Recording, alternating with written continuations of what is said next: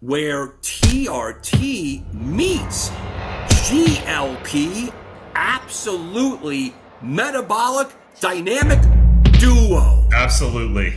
Today, it hit us.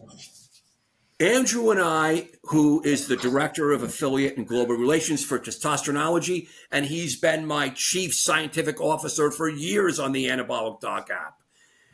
All we do is compete with vital signs.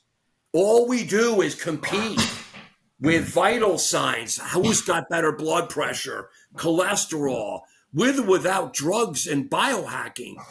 Everything we do is about sustaining health and being jacked and yoked and living as long as you can like this.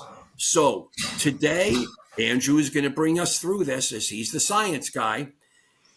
There's these drugs in the world. Everyone knows about testosterone and androgens are great for metabolism and great for muscles. However, there's going to be side effects, right?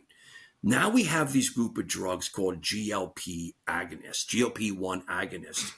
And it's unbelievable, but there are side effects where we're thinking enter in the anabolism. Go, Andrew DeCaro. So to start us off here, like GLP-1s have really taken the world by storm since we discovered the weight loss properties of them. I don't think people fully understand how they work, so that's what I'm going to look to demystify right here.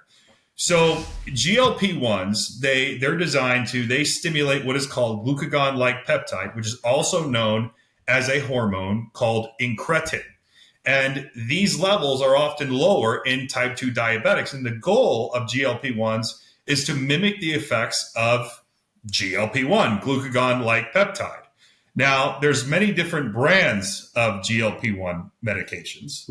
Right. So, and on that note, I want to make it clear for people, the guys of you know, isn't it shocking? Here's the truth. Years ago, even me, semaglutide, it's Ozempic and Wegovy. I'm like, okay, so wait a minute. Semaglutide, and it's a peptide, right? Of course, it's protein peptides, and it's out there now. It's very expensive when it's brand name. The brand names in this world, every drug has a generic, and of course, it's got a brand name initially. If it's newer, and that's how the drug companies, they do the R&D. They'll have patents on it for years. They market it. They make their money back. It's profitable. I know it's a political thing and there's some hate on that, but it is how things work. And then they lose their patent protection and they're generic for people that have a much less affordable prices. So semaglutide is Ozempic and Wegovy. Tirzepatide is Mounjaro and Zepbound. So the Ozempic and the Mounjaro are just where these meds are used for diabetes indications. Even I had to get my head around this a couple years ago.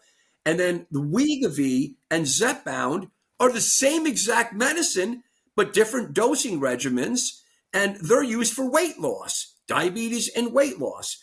Now, the amazing piece is that there is tirzepatide is definitely stronger. I mean, this is the winner now, right? That's 100%. Really, we know there's Superman, we know there's Batman coming together, but we know that tirzepatide, and then also side effects, is a GLP agonist plus a GIP, glucose dependent insulinotropic polypeptide. Woo! Just say that 10 times fast, Mom. So GIP. Back to you, Andrew.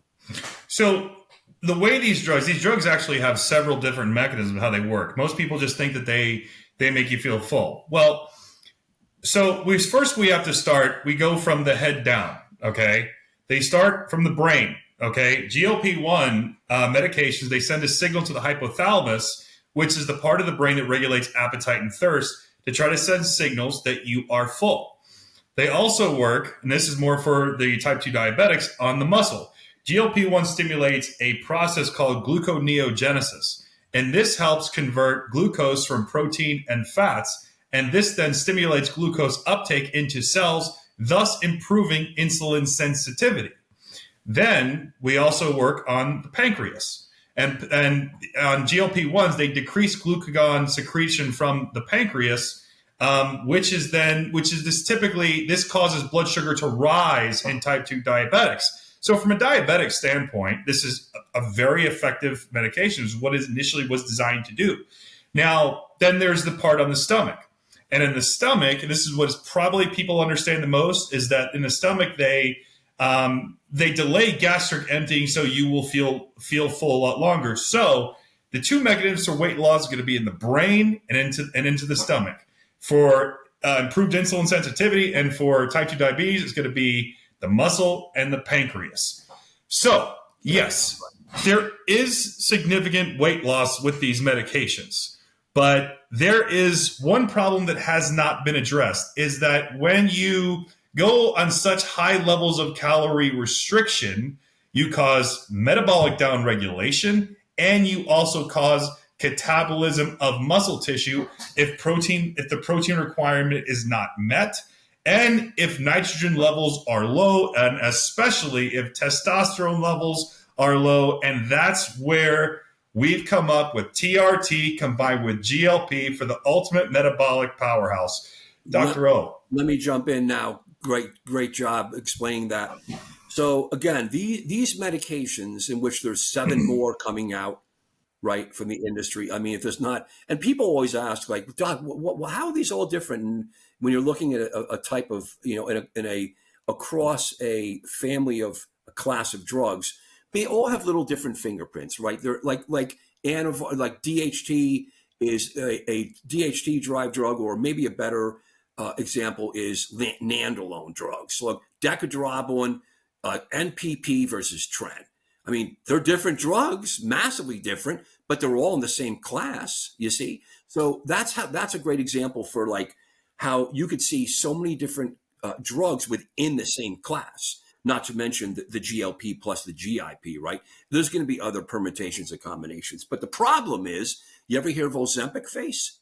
Right? Where the face just people, and a lot of people I think like that. I know I'd like my face always to be as thin as I can. Just I have the chipmunk cheeks. It's just natural for me. So if I gain any weight, my face comes out, right? A lot of you guys too. So, but for a lot of people, they get that withdrawn, sucked in face. But again, which is worse than that, we see out there now for men and women, for young, middle-aged, and older people, there's going to be catabolic. There's osteoporosis. Of not just women, but men. Again, if you're losing weight when you're older, say you're a woman or a man, you have low androgen, not to mention estrogen status, your bones are going to get weaker. Of course, what Andrew said is accurate. Everyone and all the healthcare providers, increase your protein, increase your protein, increase your protein. Get, take vitamin D, K2, maybe the K family, maximize everything. Don't drink, don't smoke, weight-bearing activity, boom, boom. You've all been getting the message. Now, what we're going to go into now is that synergy, looking at androgens, not to mention even potentially adding other anabolics. Let's go into this. So imagine the amazing dynamic duo. You have medications that keep the appetite down, keep it down, and are tolerated, right? I can't tolerate this. This is me. But you find that people can tolerate. Then, of course, they're going to eat. You could take as much protein to your blue in the face. You could take more protein and be toxic on protein. That's for all you internal medicine doctors and nephrologists. People are going to be toxic on protein. It's not going into this. It's not going to be, because that's an end muscle cell. This is all for you physiology guys, muscle physiology. There's a limitation in the cellular aspect of the skeletal muscle on DNA. That's what androgens do. They stimulate, and you get uptake of synthesis and protein. Correct. So imagine you're losing your caloric. We know that anti-aging, the only true foundation and model of anti-aging is caloric restriction. Everything else is bullshit. There's autophagy, cellular senescence, yes. So mTOR, now, I tried doing it, but I was out last night with the missus. Yeah, I was going to say good luck. I was shit. I tried to calorically restrict myself. Yeah. Give me another piece of pizza. Lasted about a day for you. Yeah. You know what I mean, guys? So we take mTOR, I take metformin, not just for the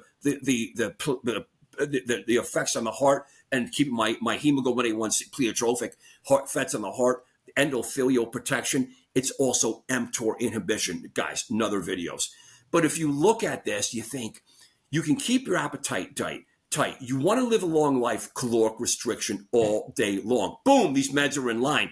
But now you're going to be catabolic. So you have to enter in not just diet and taking in dumping protein. That's going to be bad advice, because you're going to get to a threshold where your muscle cell, the skeletal muscle, can't take anymore. This is where TRT will really complement the GLP-1. Right. So if you're a man, Andrew, let's go into this. If you're a man first, we're not against women. If you're a man and you have maybe you use this medication because you are metabolic, right? Metabolic syndrome, right? You're hypertensive, triglycerides, right? HDL, the cholesterol. God, please check your heart with a calcium score, all this stuff. I don't care if you're 30 and higher, right? Even 20s, be careful. What if you're overweight? So then if you're obese and overweight, if you're metabolic, you have low T. Now, you have low T. This is a slam dunk to 100%. Be on both together. It's just going to start. And I know people are talking about it. We want to really do a deep dive. How is it sustainable? Yeah. Our word, my word, and my gravestone is he is dead, and that's sustainable. Okay? So that is everything you do. If you're going to places and giving you all these, gobbling all these drugs, AIs, all these even these drugs, and you're doing them, I guess, for a while for some drugs, but sustainability for androgens, you have to be on it forever, like I am and Andrew on testosterone and keeping it down low. But I'll speak for myself.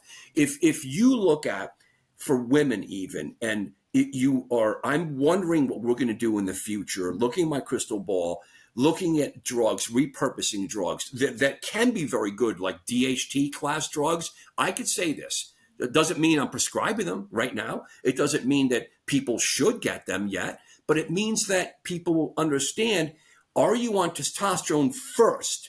And that's check. Is it maximized? Have you taken your ABCDs? Are you on, and not to mention for the ABCs, these are medicines that are utilized, blood pressure.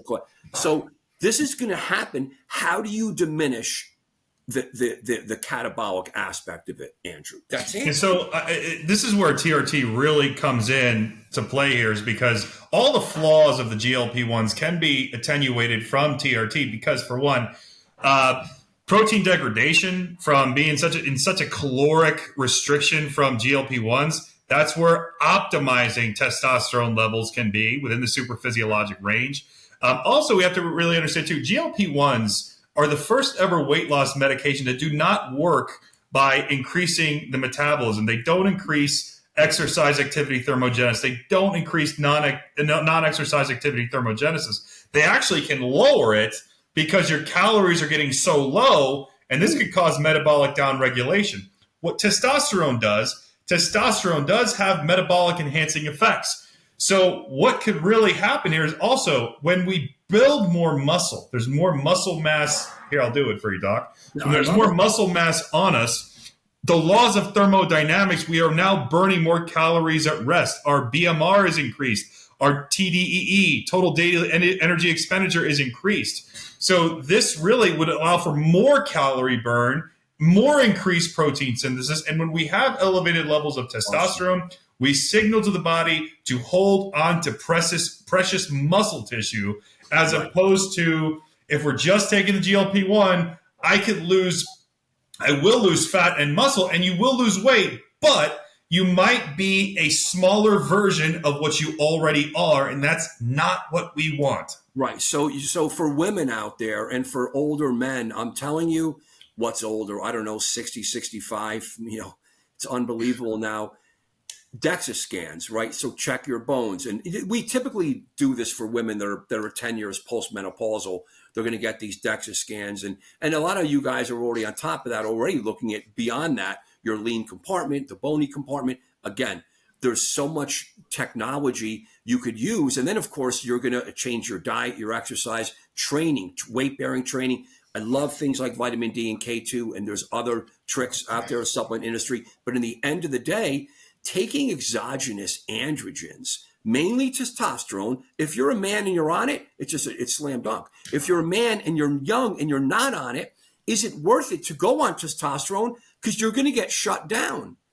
I just want everyone to know, again, I'm sustainable. I'm going right to the end of the line. If you're on and off something, you're going to be on testosterone the rest of your life, young guys. And if it's worth it for you, well, then join the club. I think that decision can't be made to you. Yeah, actually, let me reiterate on that, because this combination would only be somebody who is hypogonadic, has andropause, already has a low level of testosterone. It wouldn't be somebody if your testosterone level is 700-800 and your free level is high, then this would be useless. But hold on. So there is I call the 400 club. There's a lot of men that are in their even late 20s and 30s because of God knows what, right? The semen counts down in America. Google it. I don't know why. We're all saying we don't know why. But I think in the end, two things: massive obesity, horrible food in our food chain. Okay, pesticides, plastics, I'm done. Okay, I'm not an expert on that. I would say too many calories and a lack of physical activity. But hold on, but we're sitting down our day jobs, right? So this is the truth, right? So it's metabolic disease. But this duo is going to be for someone who is like, I'm ready to take testosterone. Now, if you're a woman, can you take enough testosterone to be anabolic? And if you do, you're going to get side effects. Not to mention, if you're a type 2 diabetic, the addition of testosterone optimization might improve those numbers too. Well, testosterone is unbelievable. 100%. It builds muscle and burns fat. And now we're talking about, when you look at these GLP agonists, they produce catabolism. You lose muscle, but you're losing a lot. When people lose like 50 plus pounds, 100 pounds, they're losing muscle. Yes. I just read some medical journal articles. It's alarming. Now, again, is it deteriorating your bones? If you're a woman and you have to pick your poison, and also don't throw babies with bathwater. So how do you do it? If you can't use androgens because you're a man, hair and your testosterone, like Andrew said, 700, do not use androgens. And I'm not teasing you guys. This is a channel for men that are educating, and women too, mainly men, education about real true, because this is testosteronology. And then, right. So this is new, right? So this is anti-aging is garbage. I mean, anti-aging, it's anti-aging. You want to anti-age, use these drugs.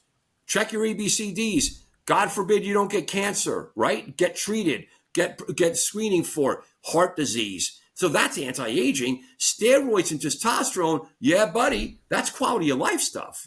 No, you better protect against these vectors. That's our stuff. That's our message. That's why we're here and this channel is here. Yeah. But I love the testosterone plus.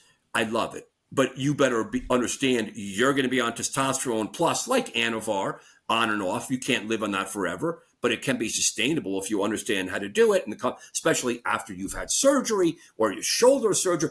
There's data for it. I mean, not to mention catabolic states, like after surgeries, it goes right back to where it was marketed for. We don't have to redevelop any marketing strategy. It's marketed for that. The FDA hasn't ever stopped that mark. They just, because of politics, it's been derailed. Any disease that causes significant cachexia, and we all know we all know, and I'm not joking. Obviously, anemia. Yeah. We right. Well, my Lord, you better be careful with that, right? With the antigen-induced erythrocytotic side, that's my D. So we know that, and I'm not joking. This is not going to be funny stuff here. This is for HIV and AIDS patients. I mean, they get steroids, right? And the human growth hormone. So I wonder, using human growth hormone for this, although in my opinion, human growth hormone does have side effects. We don't know about sustainability. I know, guys. I know there's some experts, and it may be. I wish I could be on it too. I'm just nervous about lymphoma. I don't think the jury's out yet. There's no data for it. There's no data against it. Who's going to come argue me? I want to see someone argue me to show me that guaranteed not to upregulate anything with cancer. Guaranteed. All we know is that IGF-1 is cellular proliferation. It reduces apoptosis. Every hyperplasia, cellular everything that's a perfect recipe for a malignancy. I just don't. But we don't know. They got to see it actually happen. But androgens are another animal because we know the vector force. Yes. And we know the studies, and we could block those vector forces. Yes. So again, Can you live on a little extra Masteron? Let's throw them out there. Can you live on a little extra Primobolan? Can you live on a little baby dose of NPP? But if your blood pressure goes up or your red blood cells go up and you're in danger for a clot, no, you can't. This guy can, but that guy can't. That's why I want you guys on the app. Fingerprint based. Do it yourself. A, B, C, D. Woo! I'm just so geared up for this, Andrew. How are we going to close on this? Well, we're going to close by really extrapolating this combination of TRT and GLP. I think if somebody is on GLP-1 right now and they are losing weight, but they feel it's predominantly muscle mass, and their metabolism crashed, metabolic downregulation, and because your calories can only go so low, and the problem is your metabolism is going to adapt to consuming 1,000 calories a day. Right. And when that happens, you have a crash metabolism, which is what we don't want. Okay. So testosterone helps to keep the metabolism burning, essentially. Okay. And it also helps stop with protein degradation. So I think somebody who is hypogonadic, somebody who has andropause, somebody who has a low testosterone level, this can really, by adding TRT, we could really, the TRT can work in perfect harmony and synergy with the GLP-1 if that patient qualifies for TRT. It's the Metabolic Dynamic Duo. It's the Metabolic Dynamic Duo. It's like Superman beating Batman. It just hit boom, boom, zam, boom, zang. But in the end, is it right for you? That's up to you. And if you're a woman, you're going to take androgens, be it testosterone with a significant dose to get some muscle tissue, which I think is a beautiful thing, ladies. But there's no free lunch. You ladies, you know that. No free lunch. Every action has an equal opposite reaction. But is it better for your bones? Then we're going to go, now we're back into the Women's Health Initiative with estrogens, progestins, and the blood clotting. Guys, this is rabbit hole stuff, because there's never going to be any holy grail outcome trials that guarantee. So you have to understand your fingerprint, and that's why you're here. That's why I'm here for you. Andrew's by my side. And we really understand real science, and we're telling you like it really is. So let's go, guys. Give us the comments. This is really going to be a cool one. I want to hear, are you guys on top of this? I can't tolerate these drugs. I go into a depression. I just can't take it. I lose 10 or 20 pounds maybe. I just tried it. I can't do it. I feel like garbage. I'm lethargic, and I get into just horrible. No, you stay far away from them then. I could never. I can't. I just can't. Worse, the heartburn is just atrocious. I already have like Barrett's esophagitis. I don't want to make that worse. So for me, I can't do it. Fortunately, with the grace of God, I don't really need it. I just got to be tougher on my diet and my exercise and my training, guys. You got to be tough too. But these meds are here, right? This is technology. This is biohacking. So really, really get it done, guys. Thank you so much, Andrew, for this great video. Thank you. We appreciate it, man. Thank you.